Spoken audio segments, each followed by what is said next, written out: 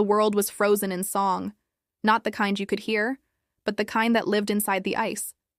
Each glacier hummed with memory, like ancient hearts still beating beneath the frost. But only one creature could truly listen. Her name was Nira, a saber-toothed cub with fur like silver smoke and eyes bright as melted gold.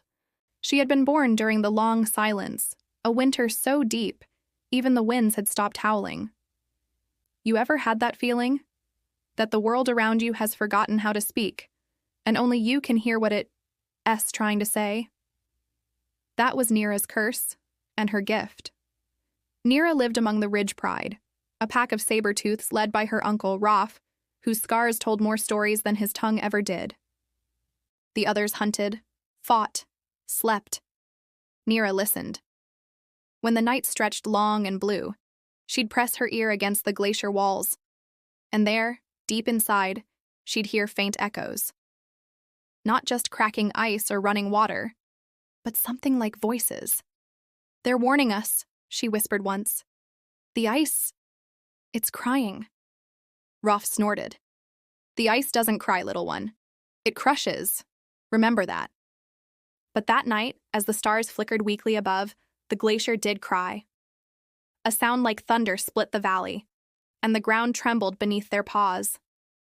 A chunk of the mountain tore free, crashing into the ravine below, and from within that shattering roar came music, low, ancient, alive. By dawn, Nira had made her choice. She would find the source of the song, no matter what her uncle said. The air bit at her fur as she climbed the ridge alone. Snow whipped her face like ghosts trying to turn her back. But you know how it feels when curiosity burns louder than fear, right? When something calls you and you can't unhear it? That was Nira now, following sound instead of sight. At last, she reached the ravine's edge. Below her, cracks in the glacier pulsed faint blue, light leaking like veins beneath skin. She stepped closer and fell. The world turned white, then black. When she opened her eyes, she was inside the glacier, trapped. Or maybe chosen. The cavern shimmered with walls of blue glass. Shapes moved within. Shadows of creatures long gone. Mammoths, wolves, birds with wings like knives. And in the center of it all stood a stone pillar, humming, glowing. Frozen inside it was a shape, neither beast nor spirit. Its eyes opened. "You can hear me," it said. Nira stumbled back. "What are you?" "I am what remains of warmth. I am the echo." The voice was gentle, almost sorrowful. "Long ago we sang to keep the world alive. But the song was forgotten. Now the cold grows louder." Nira tilted her head. "Can I bring it back?" "Only if you remember what you have not yet learned." She frowned. "That doesn't make sense." "Neither does silence." The light pulsed, and in a flash the echo vanished, leaving behind a crystal shard that pulsed faintly in Nira's paw. When Nira returned, the world had changed. The glaciers had begun to move, slow, unstoppable tides of ice crushing forests beneath them. Rolf growled, pacing before her. "You were gone 2 days. The valley's collapsing." She held up the crystal. "I found the source of the sound. It's a warning." Rolf scoffed. "We don't live on warnings, Nira. We live on meat." "You don't understand. If the ice breaks, it'll swallow us all." But before he could answer, the ground quaked again. A wall of snow exploded behind them, and out poured a herd of panicked reindeer, trampling everything in their path. Nira leapt onto a boulder, roaring, but her voice vanished in the chaos. She turned toward the glacier and saw a crack spreading fast toward the pride's den. "Uncle!" Rolf looked, and for the first time in her life, Nira saw fear in his eyes. The crack became a canyon. Ice swallowed den after den, roaring like a waterfall. Rolf barked orders. "To the ridge! Move!" But the slope gave way, separating Nira from the others. Snow engulfed her. The world turned silent again. And then, the song returned. It was louder now, rising, urgent, alive. The shard in her paw glowed. "Nira," the echo's voice whispered, "the ice listens to you. Sing."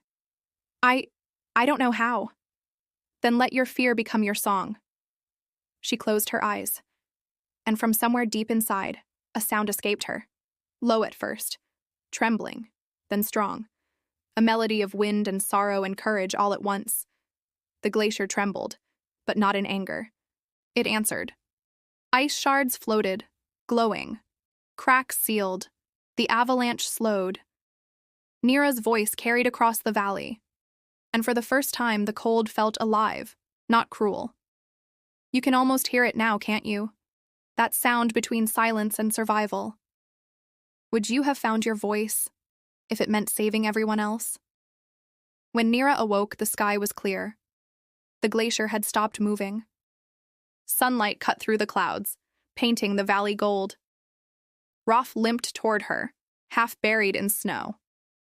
That was you? She nodded. Not just me.